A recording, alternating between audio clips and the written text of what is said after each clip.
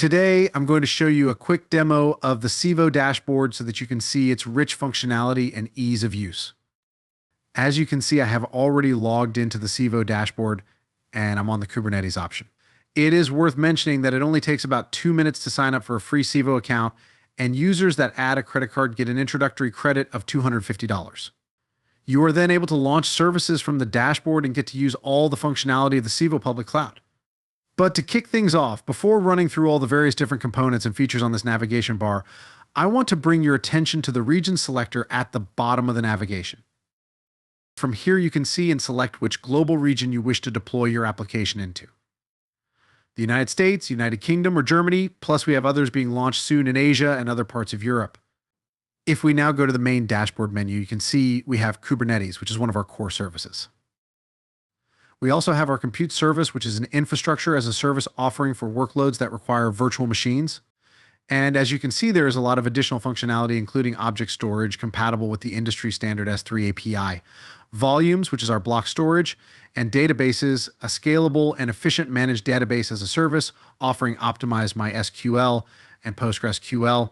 We're also launching a platform as a service soon, which is currently in alpha. And we have a logging service which provides observability around what's happening in your clusters. Then moving on to obviously a big buzz area at the moment, we have an end-to-end AI machine learning platform based on Kubeflow. And to additionally support AI, machine learning, and other computational intensive workloads, we have a range of the latest NVIDIA GPUs that can be deployed to a Kubernetes cluster or to compute service.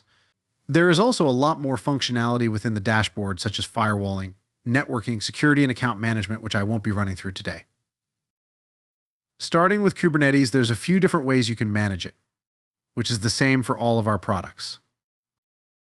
It's easy to configure through the dashboard, the Civo API, the Civo command line interface, and by using infrastructure as a code tool such as Terraform, Pulumi, and Crossplane. So I will start by showing you the simplicity of launching a cluster from the Civo Dashboard UI. First, I'm going to give it a name and then select how many nodes I want in my cluster. And then I can choose from various different node types, which you can see here based on CPU and RAM. I can select sizes such as extra small, small, medium, and large.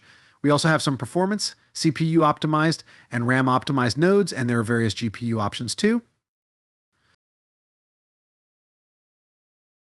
But I'm just going to kick off with a standard node on a small size. I can customize things using the advanced features of networking, firewalls, and load balancing, but to reduce complexity and make this simple, we can select the default options for now. I am also able to choose from over 100 different applications from our marketplace. This is one of the largest app marketplaces of any cloud provider and includes many of the popular database tools, storage, monitoring, CI/CD, and many other tools, as well as various management, infrastructure, and security options also. By choosing one of these products, it will be installed automatically to my Kubernetes cluster. But for the moment, we'll just launch a standard 3-node cluster. You can clearly see the cost by the hour or month, and there are no hidden charges such as egress fees. This is the full cost of your cluster. So I'll hit Create Cluster, and that will kick off the process to launch.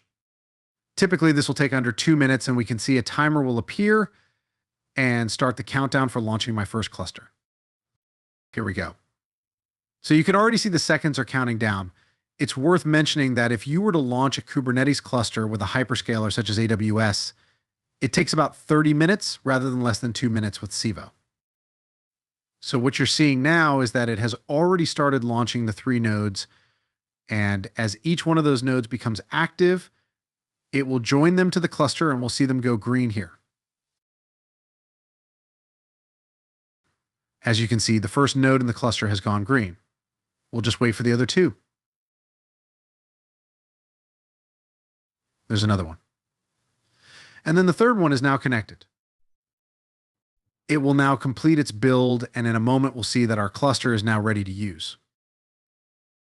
As we wait for that to complete, you'll notice there is information here about DNS, IP addressing, endpoints, etc. And you can now see that the cluster has actually gone green and is available to use. I can now download my Kubernetes config file, and then once I've got that, I can manage the cluster using kubectl. Now I'll switch to the Civo command line interface. The CLI is an alternative way for you to build, deploy, and manage any of your Civo services. Firstly, I will just check that I am deploying into the correct region by entering the Civo Kubernetes region command. You can see the various regions listed here. I'm in the New York region, which is the region I want, so I can now run a Civo Kubernetes list command, and I can see my test cluster has launched in this region with the 3 nodes and it's available to use. From the command line, I can manage this cluster, I can scale it, I can delete it, and perform the other management tasks that you would expect. What I can also quickly show is how I can launch a Kubernetes cluster from the command line. So I type Civo Kubernetes create, I give it a name, so we'll call this test cluster 1, and I set how many nodes using the -n or node flag, which is 3. I can select a size using the -s or size, and I will choose a Kubernetes small node. I am now going to add a wait command so I can see it actually being created while I wait. Using the CLI is essentially carrying out the same task that we previously did via the Civo dashboard, but from the command line instead. So if I switch back now to the dashboard and I go back to the Kubernetes page, you will see we've got the first cluster we created, and now the test cluster that you have just seen me create in the CLI is also being created with the 3 nodes of the small size. As you can see, the whole process is very easy, whether using the dashboard or command line. Simplicity and ease of use is always our goal. If we wanted to launch a virtual machine within our compute service, it works in a similar way. When you launch your first instance, you'll select an operating system, either Ubuntu or Windows. And then essentially you can choose the size that you want. And then you'll have virtual machines created as infrastructure as a service. So that's an overview of Civo's products, our dashboard, and the CLI to give you a quick understanding of how easy it is to use Civo. I hope you found this useful and wish to go ahead and create your own account. And if you add a credit card, you will get an introductory credit of $250.